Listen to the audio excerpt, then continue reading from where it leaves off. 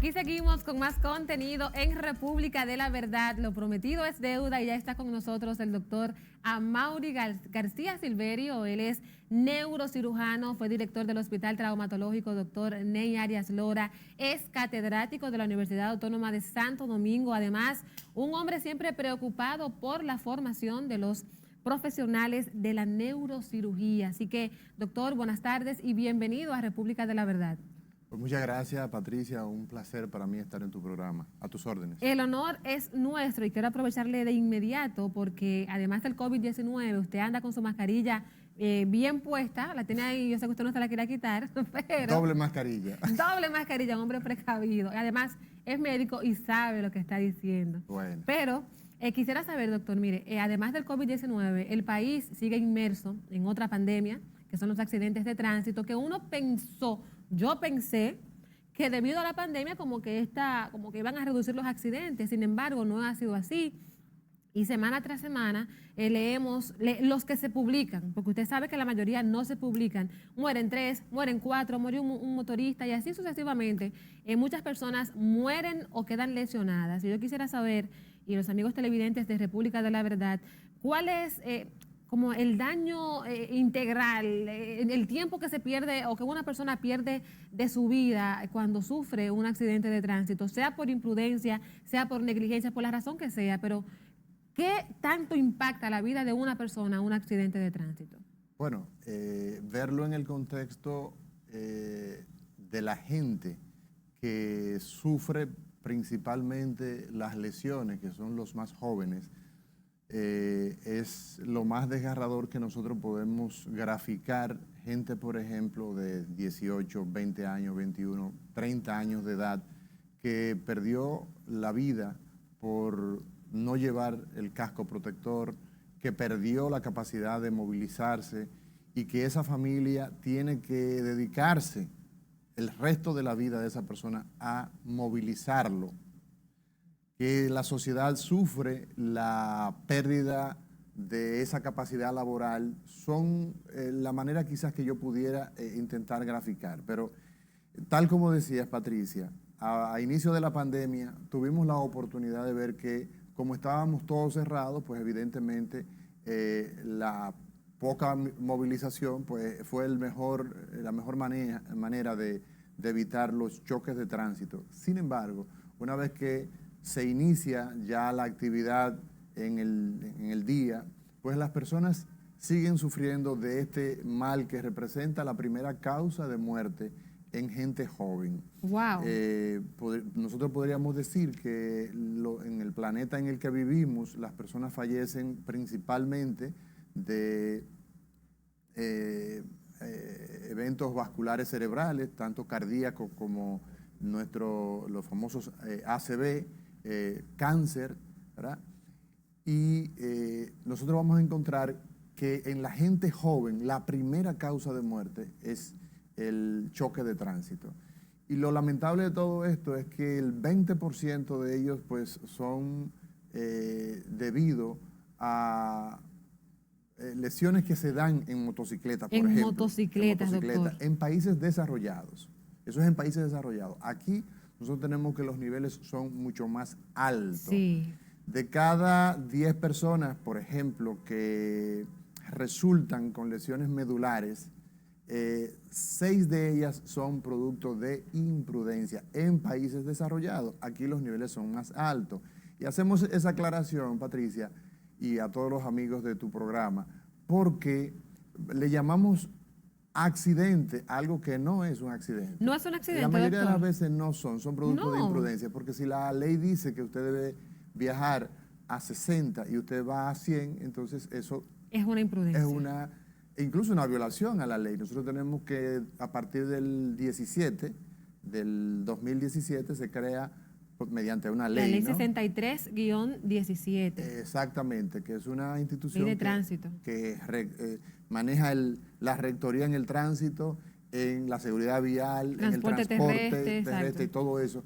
Sin embargo, nosotros vemos poco impacto en esa estructura. ¿Por qué? Porque hace falta una serie de compromisos ciudadanos, de aplicación de ley y todo esto. Entonces, los accidentes como le llamamos típicamente, yo prefiero llamarle los choques de tránsito. Choques de tránsito, Sí, doctor. porque son lo que son.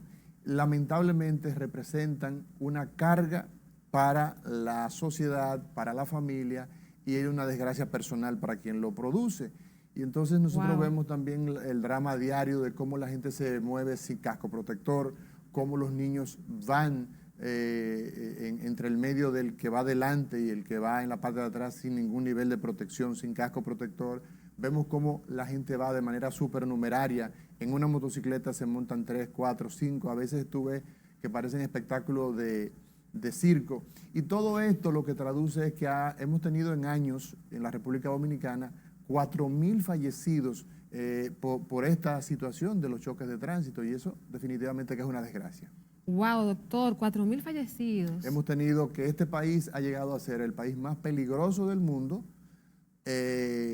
para viajar en tránsito. La gente aquí se para en cualquier lugar, toma una bebida alcohólica y sigue conduciendo. En las bombas de expendio de bebida, Y eso- de combustible. Y eso es tan ven? natural, que todas las personas que siguen tu programa, que nos están viendo en este momento, dicen, sí, es algo natural, es normal. Sin embargo, las personas que toman un volante y que va bajo los efectos del alcohol, que ya va embriagado, la capacidad de atención, el sistema nervioso nos permite, ustedes que nos están viendo, a través de nuestro sistema nervioso, podemos ver, escuchar, entender lo que estamos hablando. Cuando estamos bajo los efectos del alcohol, la capacidad de atención, la capacidad de juicio, el ser prudente, todo eso se inhibe y las personas entonces piensan que pueden acelerar hasta el fondo, que el pedal del vehículo lo pueden llevar hasta el tope y entonces lamentablemente son las causas principales de esta desgracia.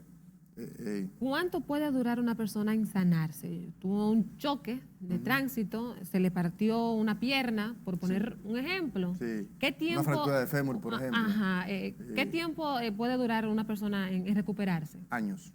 ¿Años? Años. De hecho, hay personas que no se recuperan del todo y tú vas a ver una persona que puede ser funcional con una fractura, por ejemplo, de fémur. Pudiéramos decir que si va todo bien, si esa persona no tiene ninguna comorbilidad, o sea, si no es diabético, si no es hipertenso, pudiera estar ya manejando la cámara de televisión, tus técnicos, en Ajá. unos 6, 8 meses. Si le va Si mal, no tiene ninguna enfermedad, una comorbilidad, como ustedes le llaman. exacto, eso es así. Si esa persona no terminó perdiendo mucha sangre y siendo entonces anémico y esa cirugía se tuvo que postergar para mejorar la condición, todos esos son elementos, pero una persona tiene lamentablemente los mayores efectos de los choques de tránsito son a nivel cerebral. La carrocería del motociclista es su cuerpo. Es su cuerpo. Donde se detiene es en el vehículo que está de frente. El caso, por ejemplo, de los niños, para mí es muy preocupante ver niños sueltos en los vehículos, en la parte de atrás, van sin el cinturón de seguridad. En fin, van de una manera que es inseguro y entonces la mayoría de las personas que va bajo esas condiciones pues resulta lesionado de manera muy drástica. Muy drástica. Así es, así es. Y el uso del cinturón, muchas veces las personas lo ven como que pueden satisfacer la necesidad del policía, pero lo que hay es una demostración que el que lleva el cinturón de seguridad tiene hasta 80% de posibilidad de tener menos lesiones que el que no lo lleva. Siempre y cuando no vaya a 200. Porque en esta semana se murió un artista, porque iba supuestamente a un McLaren, iba en un vehículo Sí, a altísima velocidad. El precio que se paga de el acto de imprudencia muchas veces tiene que ver con, lamentablemente, con la pérdida de la vida. El bien más preciado o la pérdida de la salud. Figúrate, la semana pasada nosotros vimos el caso de un joven de 22 años. 22 añitos. 22 añitos, Uy, apenas comenzando a vivir y desafortunadamente ese joven tuvo una lesión en la médula espinal. La médula espinal es la parte de nuestro sistema nervioso, está dentro de la columna, está en el cuello, esa parte, la quinta vértebra cervical, y esta persona pues lamentablemente quedó sin movilizarse los brazos, las piernas. Parapléjico, doctor. Cuadripléjico. ¿Cuánto es parapléjico? Lo parapléjico es cuando no podemos mover las extremidades inferiores. Ah, ya. No podemos mover las... Y entonces cuadripléjico peor todavía. Sí, Ay, no Dios. puede mover los brazos, no puede mover las piernas, no puede defecar de manera espontánea, no puede hacer orinar de manera Wow. espontánea. Hay que Con ponerle 22 añitos. Y lamentablemente la lesión de este joven pues fue mortal porque a los 3 días el edema, la hinchazón de la médula ascendió, aunque lo intubamos y todo esto, lamentablemente son mortales. Murió. En muchos casos. El caso de Christopher Reeve, el que hizo el personaje de Superman, como ustedes recordarán. O sea, el trauma es un capítulo muy sombrío que debe ser necesariamente pues abordado de manera responsable. ¿Usted cree que ha sido Responsable. responsable No. las políticas públicas en cuanto a ese tema? Absolutamente no. Y uno de los grandes problemas que nosotros tenemos es que nuestros niños no los educamos. Nosotros no llevamos a los niños no le llevamos programas en las escuelas, en los hospitales que vean el efecto para que los niños absorben fácilmente. Usted recordará, porque usted cubría muchas fuentes, los trabajos que nosotros hacemos en la universidad con los estudiantes de la universidad estatal, cómo nos interesamos en que se proyecte la imagen del trauma hacia la población, hacia los estudiantes. En la etapa que nos tocó dirigir el hospital Ney Arias Lora, llevamos alrededor de unos 5.000 niños a ese hospital y se le ofrecieron charlas. Son parte de las medidas que con los pequeños hay que hacer. A los grandes hay que aplicarle la ley. Ahí Ya ahí no hay nada que hacer, ya, con ellos no. Ahí hay que hacer, básicamente, aplicar la ley y que le duela en el bolsillo. La ley debe dolerle al bolsillo a la gente para que la entienda. La donación de cascos protectores que nosotros hicimos deben ser políticas públicas que estimulen digamos, a esos grupos de asociaciones de motoconchistas de hacer donaciones, que la gente vea el uso del cinturón y del casco protector como una medida salvadora. Salvadora, doctora. Ay, Dios mío, me quedé con esa frase. Una de las primeras causas de muerte en personas jóvenes. La primera. En gente joven, la primera causa de muerte es el trauma y los efectos del trauma. Doctor, cambiando un poquito de tema, Sí. quisiera saber también la formación de un neurocirujano. O sea, porque usted se ve jovencito y a veces uno piensa que un neuro como que estudia mucho, como que ya es un señor muy mayor. Bueno. ¿Desde cuándo usted empezó? Bueno, para ser neurocirujano primero hay que ser médico. Primero ¿verdad? hay que ser Hay médico. que graduarse de medicina y Ajá. los programas varían entre 6 años, 7 años, varían de universidades, ¿no? Ajá. Entonces, luego tienes que hacer un año de pasantía, Ajá. irte a la pasantía que dura un año, luego entonces hacer la especialidad, que en este caso son 6 años. ¿La especialidad? En el caso, 6 años. Sí, yo hice medicina en 5 en la Universidad Estatal, pero la especialidad me salió más dilatada, que son 6 años, y ahí no se podía... y luego Aquí en el país. hice neurocirugía acá en el país y luego entonces me fui a hacer 2 años adicionales a Puerto Rico, donde hice ataque cerebral. O sea, yo soy subespecialista en el área de los ataques cerebrales, lo que la gente le llama derrame cerebral. Eso significa que cuando a una persona le da un derrame cerebral, no tiene por qué morir. No, necesariamente los ataques cerebrales son emergencias muy frecuentes donde el tiempo cuenta y hay intervenciones que se deben hacer sobre todo en las primeras horas. Wow. Son muy importantes que la gente identifique. Los ataques cerebrales casi siempre provocan un déficit de manera repentina, la gente deja de hablar o se le pega el peor dolor. Afasia se llama, yo creo. Eso. Cuando tiene trastorno del habla, se habla de afasia. Las personas tienen la tendencia a la pérdida de la conciencia en algunos casos, pero lo más importante de esto es que la gente lo identifique, que identifique eso. ¿Y cómo uno identifica un ataque cerebral? O una persona que está hablando y de repente no puede hablar, entonces algo ha ocurrido. Una persona que se le murió un lado del cuerpo de repente, va caminando o está entrando a este edificio, a este gran canal y entonces no encuentra su oficina y tiene trabajando acá mucho tiempo. Una persona que se le pega el peor dolor de cabeza de su vida. Son signos.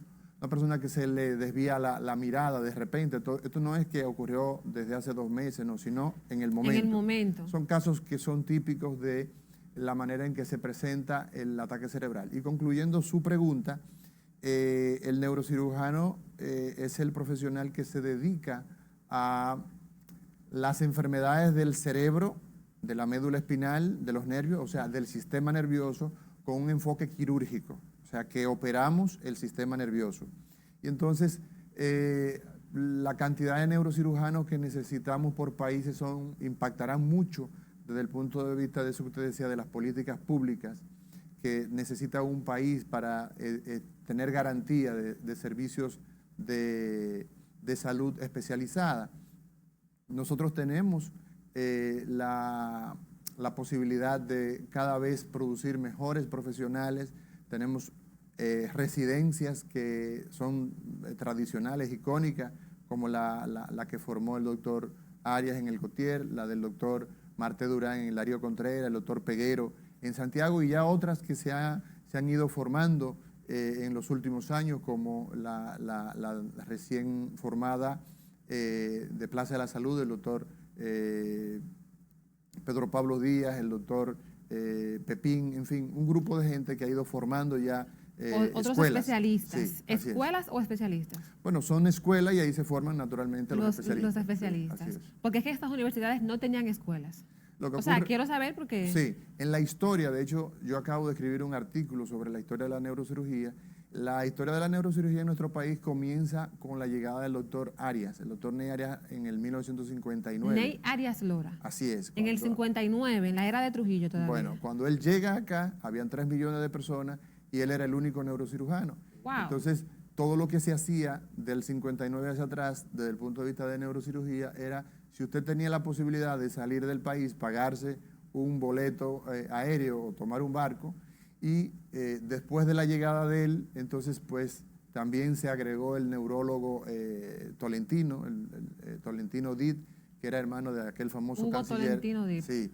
Entonces, luego en el 70 llegó el doctor Marté Durán y hizo un gran impacto con la enseñanza de la neuroanatomía en la Universidad Estatal, y eso estimuló a muchos estudiantes aventajados, y de ahí salió, digamos que la primera motivación de esos dos hitos, la llegada del doctor Arias en el 59 y la llegada del doctor Tolentino para el 59 y la llegada del doctor Marté Durán en también. el 70. Eso produjo entonces, con la enseñanza de la neuroanatomía, que mucha gente se interesara, y entonces ya en el país se produce una gran cantidad. Antes había que salir a formarse. Hay muy pocos neurocirujanos, doctor, aquí. Ya tenemos un grupo suficiente. ¿Cómo cuántos? Somos 78. ¿Para 10 millones de habitantes, Para doctor? 10 millones de habitantes. Pero oye, que somos un pro doctor. Si usted estima la cantidad que existía, ¿verdad? En pero, el doctor, 70 eran 3 o 4. Doctor, pero que estos tiempos han avanzado mucho, como que el 70, estos son más de 40 años. Sin embargo, la cantidad de tiempo que se necesita para producir un neurocirujano y las compensaciones económicas que recibe, mucha gente no se motiva. La gente se inclina más por otras especialidades que son más lucrativas. Más cortas. Y que son más cortas. Estudiar el cerebro, doctor. Yo que he ido a las ferias que usted organiza en la Universidad Autónoma de Santo Domingo, y yo solamente veo ahí muchas venas, azul, muchas cosas. Yo digo, ay, mi madre, y abren ese cerebro. O sea, cuéntanos un poquito de eso, porque solamente ver que uno piense que alguien tiene la capacidad, el control, el milímetro a milímetro para no tocar un nervio, para hacerlo de manera tan precisa. Sí. O sea, ¿qué tanta responsabilidad, entrega, conocimiento implica un profesional de la neurocirugía? Bueno, definitivamente que estudiar el sistema nervioso, estudiar la mente, estudiar las estructuras con las que nosotros pensamos, con las que tenemos memoria, con las que tenemos juicio, con las que nosotros tenemos la posibilidad de aprender, esa es una gran responsabilidad.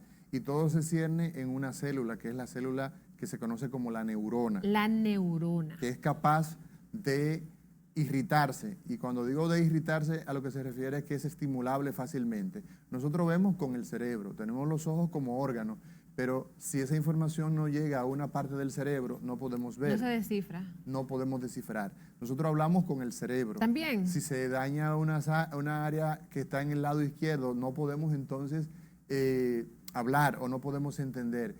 Y entonces la necesidad de poder articular todo ese conocimiento y traducirlo luego en la posibilidad de intervenir los tumores cerebrales, los aneurismas cerebrales, las malformaciones congénitas, las hernias discales, todas esas estructuras que maneja el neurocirujano, es un desafío que se da con mucha disciplina, con mucha entrega en el fin que es el beneficio de la salud del ser humano. Doctor, y los estudiantes, ya tengo que despedirme, dice aquí Alba y Tubingo que ya debo despedir la entrevista, pero usted que es maestro, ¿cómo ve esta generación de estudiantes? ¿Están interesados o solamente quieren pasar por pasar? ¿Cómo usted ve? Yo creo que hay de todo, yo creo que hay gente que tiene los pies puestos sobre la tierra. Desafortunadamente nosotros vemos que el desafío que tenemos en la escuela elemental, en la secundaria, es muy básica. Equilibrar muchas veces esos estudiantes al estudiante que viene de escuelas más exigentes es un desafío, y nuestros estudiantes tienen que saber que no podemos tener resultados diferentes a lo de los muchachos del barrio si hacemos lo mismo. Si pasamos todo el día pues con el teléfono, usando lo que otro, consumiendo lo que otro produce sin mucho cerebro, no podemos tener periodistas talentosísimas como usted. Entonces no vamos a tener técnicos y directores como los que tenemos detrás y que nadie lo ve. No podremos tener presidentes, no podremos tener científicos, matemáticos, maestros. Entonces, evidentemente, para tener resultados diferentes tenemos que hacer cosas diferentes. Nuestros estudiantes tienen que saber que hay que estudiar para tener oportunidades en un mundo cada vez más competitivo. Querida Patricia Pérez. Doctora Amaury García Silverio, de verdad que esta conversación ha sido para mí muy enriquecedora y sé que para los amigos televidentes también mucho aprendizaje. Ojalá que usted disponga de más tiempo para visitarnos con más frecuencia, porque es bueno educar a la población. Y ya dice la productora Alba Mercado que obligatoriamente hay que hacer una pausa comercial, así que nos vamos a la pausa. Doctor, ojalá que nos dé ahí. Gracias por estar con nosotros aquí en República de la Verdad y venimos en minutos con más contenido.